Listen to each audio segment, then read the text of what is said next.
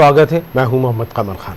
इस कार्यक्रम के जरिए हम आपको राष्ट्रीय और स्थानीय स्तर की सियासी हलचल और गतिविधियों से रूबरू कराते हैं। साथ ही आपको यह भी बताते हैं कब कहां क्या किस तरह की सियासी उठापटक हुई।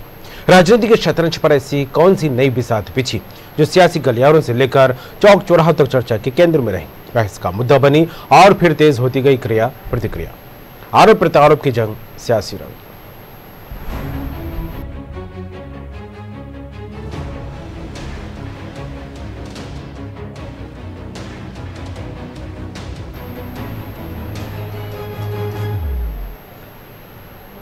दिल्ली की केजरीवाल सरकार ने वित्त वर्ष 2021-22 का बजट पेश कर दिया है। दिल्ली सरकार ने साल 2047 तक दिल्ली वासियों की प्रति व्यक्ति आय सिंगापुर के लोगों के बराबर करने का महत्वाकांक्षी लक्ष्य रखा है। उप मुख्यमंत्री और वित्त मंत्री मनीष सिसोदिया ने बजट पेश करते हुए कहा, साल 2047 तक दिल्ली की आबादी 3 करोड़ हो जाएगी। तकरीबन 69,000 करोड़ रुपए का बजट पेश किया है। सिसोदिया ने कहा कि दिल्ली का बकाया ऋण घटकर स्टेट जीडीपी के 3.74% तक रह गया है। दिल्ली सरकार का बजट सरप्लस होता है और इसे सीएजी ने भी स्वीकार किया है। बजट में से दिल्ली सरकार ने शिक्षा पर 16,377 करोड़ रुपए, हेल्थ केयर पर 9,934 करोड़ रुपए, इंफ्रास्ट्रक्चर पर 9,394 करोड़ रुपए, झुग्गीवासियों के आवास पर 5,328 करोड़ रुपए, अनधिकृत कॉलोनियों के लिए 1,550 करोड़ रुपए आवंटित किए।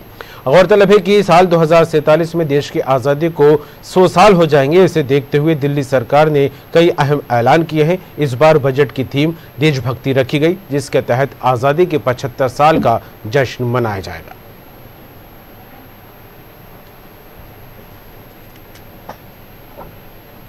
खबर पर बात करेंगे। उमेश निगम हमारे साथ जुड़ गए हैं, पॉलिटिकल एडिटर। उमेश जी, दिल्ली सरकार का आज बजट पेश हो गया है। 69,000 करोड़ रुपए का ये बजट रहा है और ऐसे में कई क्षेत्रों को खास महत्व दिया गया है। किस तरह देखें इस पूरे बजट को?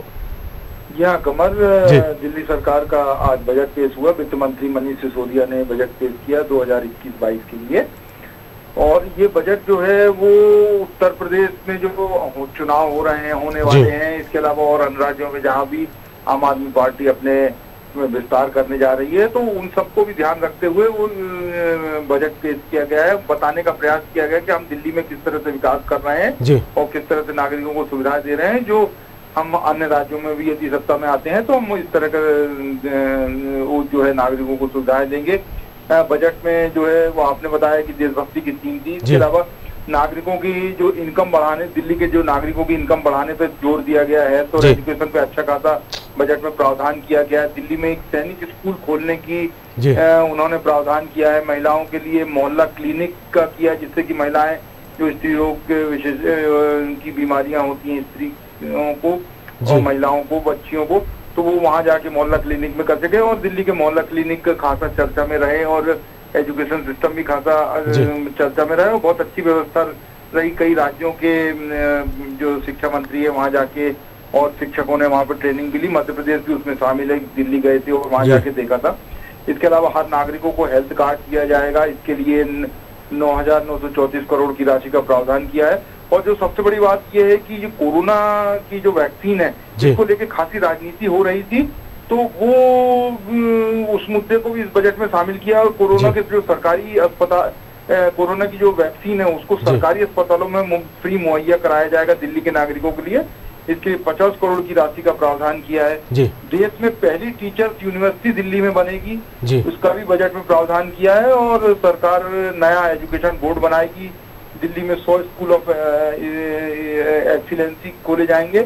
और बजट में 2048 तक की प्लानिंग कर ली गई है कि 2048 में जो ओलंपिक खेल की मेजबानी होगी दिल्ली में, तो उसकी मेजबानी किस तरह से की जाएगी, क्या की जाएगी। तो बजट में ढेर सारी चीजों का प्रावधान किया गया है। और इसको जो आने वाले चुनाव हैं अन्य राज्यों में, उसको ध्यान में रखते हुए पूरा तैयार किया गया। चल, बिल्कुल देखने वाली बात होगी बजट को लेकर। हालांकि जिस तरह से हालांकि सेक्टर में खास प्रावधान के तहत राशि आवंटित करने की बात यहां पर निकलकर सामने आ रही है। आगामी दिनों में दिल्ली का क्या कुछ रूप सामने आता है, क्या कुछ तस्वीर आती है, तमाम बात के लिए आपका शुक्रिया।